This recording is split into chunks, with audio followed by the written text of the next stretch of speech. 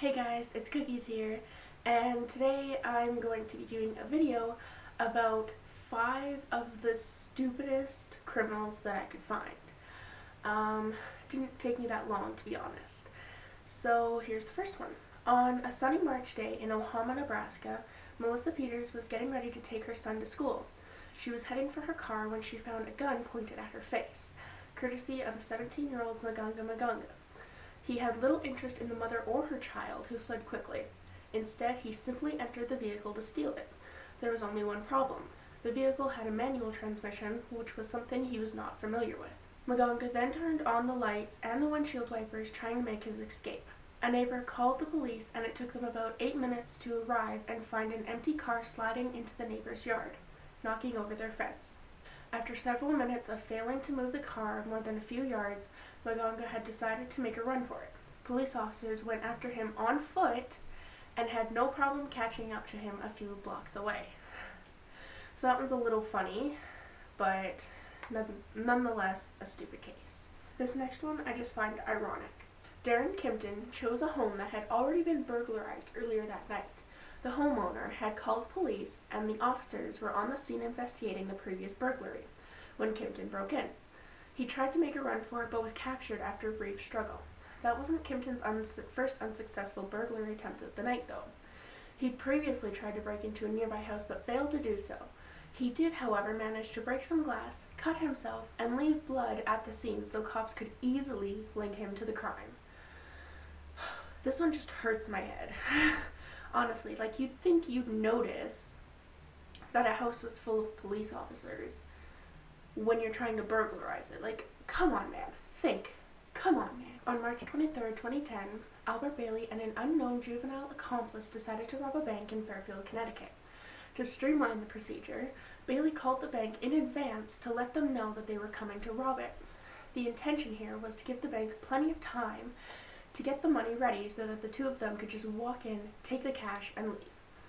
Minutes after the phone call, Bailey sent in his juvenile accomplice along with a note, I guess to eliminate any confusion, perhaps in case the bank was also waiting for a different robber.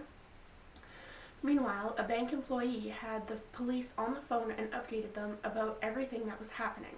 The robbers also demanded $100,000, but had settled for a lot less, $99,100 to less, to be exact. They then walked out into the arms of police, who arrested both of them immediately without incident. They were charged with the first-degree robbery and threatening in the first degree. This one I just find weird. Why would you call a bank in advance to let them know? Do you have nothing going on up here? Really? Come on, man. This next one is probably one of the dumbest ones out of all of these. In 2008, 18-year-old Reuben wanted to rob a muffler shop in Chicago. He entered the store armed with a gun and demanded money, but there was one problem. Most of the money was in a safe only the manager could open, and the manager wasn't there. Reuben decided that he would later try again, so to save him time, he left his cell phone number with the store employees. That way they could just call him when the manager returned. However, the employees called Chicago police. Police arrived and instructed the employees to call the robber, and Zeri returned to find officers waiting for him. They engaged in a brief shootout, and in the end, Zeri was arrested. This one just makes my head hurt even more than the last, because it's why? I don't even feel bad for them, because this is just common sense. What? Why? Dear Lord. This last one is probably my favorite out of all 5. So, in August 1995, Klaus Schmidt decided to rob a bank in Berlin by walking in with a pistol and demanding money. As the robbery progressed, the bank employees noticed that the criminal was acting rather strangely. At one point, one of them asked the robber if he needed a bag, and he replied, "You damn right, it's a real gun." This made them realize that Schmidt was deaf.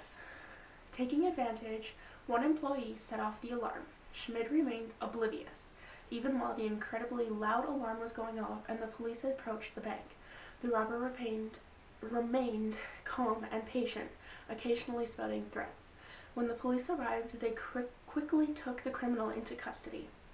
However, Schmidt found a way to turn a negative into a positive as he tried to sue the bank for exploiting his disability.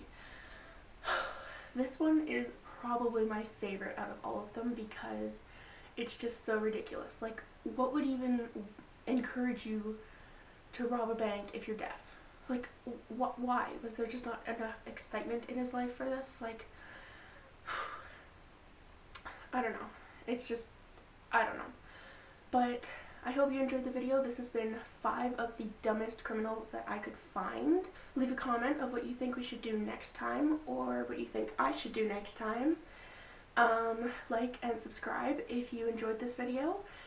And my Twitter, Trinity's Twitter, and the channel's Twitter will be in the links in the description below.